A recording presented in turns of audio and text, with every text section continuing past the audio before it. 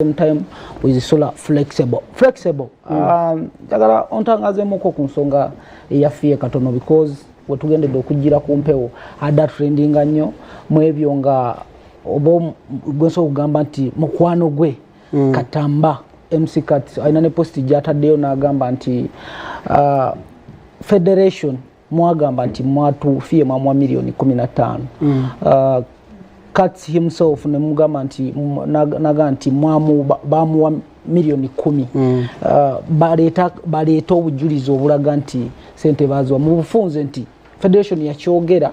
I don't know how true is that oba federation yakyogera, but I quote basing on the post of Katz nti yakyogera naye kyamu bigambo bote bali receiving ngako kachi ka sente ate mu mbeera fiye gyalimu alaga mulwadde nnyo aliko oxygen yetaaga obuyambi.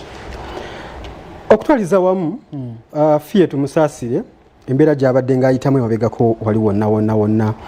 Juke abadde mu rehab abadde yakadde ndoza myezi ng'ena kati rehab yagiberamu kumpi emyezi nga 9.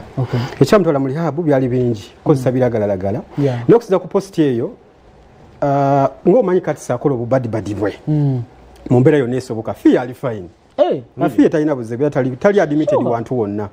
But nga umanyi kati ebyabikola nnyo jasagala kufuna public attention ni abantu bagambe nti bambi omusajja ayinza okuba mukyala wala bikagenda kola ki ali mu mbeera enzibu ennyo. Fiye akamala kola wane interview ne mukyala gwe bayita Zubed recent one naye wala kwebyo bya federation simanyi abadde mu rehab bagala kumukolera concert yayagala bamuwe sente naye eyo si ensonga olwaleero.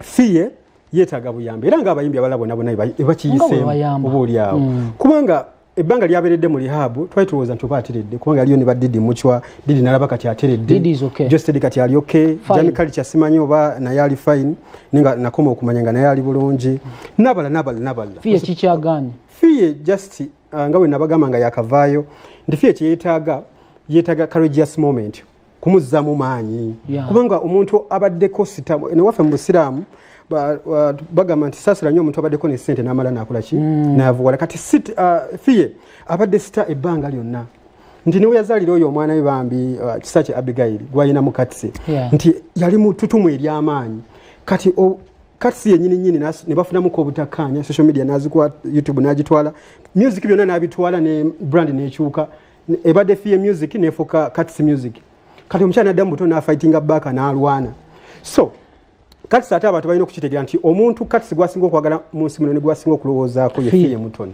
That's right. Nti Katsi yandibadde takola press conference leero oba yandibadde talaunchinga association y'abamawulire ng'akimanyi nti mukyala we oba mama w'omwana ali admitted somewhere. So oyo just eyo footage akikutte just kufuna that public attention abantu balowooze nti obaolyawo waliwo embeera ey'akazigizigi. Sure, Fiye is okay. Fiye ali okay. Fiye ali fine. Ayinza okuba waliwo ebimusumbwa naye taliiko oxygen. Katsi yandibadde tajjaako ssimu leero. Nga fiye ali admitted naye kubye kusimya Katsi wano ne ya fiye zonna ziri off so just balina obubadi bwabwe bagala obaolyawo okuzannya naye mu mbeera yonna esoboka fiye njagala bagamba fiye ali fine. Obudde bunvuga speed. Any comment about Fiye? Mwami Sula alese narrative endala ati jimbadde I don't want to say I don't want to agree with him or not. Nobody ne Katsi up to like sanga musanvu. Okay. Twade mu meeting ya nga tugenda mu kintu kya mainstream media. So we had a lot of time with him and Dagi Nice.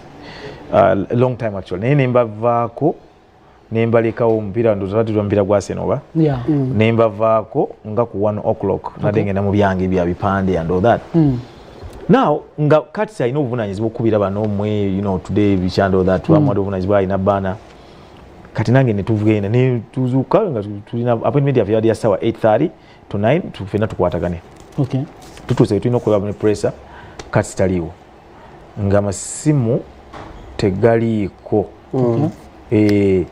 Kasimiro namukubira ngera teriiko ne banga amukubire kati luckily ne mukubira ngezeeko nga takwata naddamu nangamba ndi ku boda nzija ne tubeera ntumulina ngafu anawa namala najja kintemetemera obudde buntwala speed ne bwaze bwatuuse ne mubuuza kiki nanga mga tumanyi bizibu bindiko konze walwadde obadde ki nga simanyi nanga nanda kwekuna kekifaananyi ekyo kimundaze ekyo kifiye mulwadde nanga mukyala mulwadde oh sorry about that nempulira n'ennaku kubanga wedda muteeka ku pressure nga nyiize ne bwandaze mukyala girlfriend we nti yali muli nkwatibwako ennaku kati ate bw'ogamba kino nti yinza okuba kabadi kuba tubadde tumukubira nanga kati nendowooza simu probably azijjeko kati olw'okuba yeebase kuba yeebase ate yasuze mu ddwaliro ye bw'agamba tugenda gezaako okudiginga deep okutegeera embeera fiye entuufu gyalimu at the same time ne Katamba atutangaaze mu nsonga nga zino okulaba nti at least osobola okusiiga ekifaananyi eri audience oba bafaani ba fiye okutegeera ekituufu ekigenda mu maaso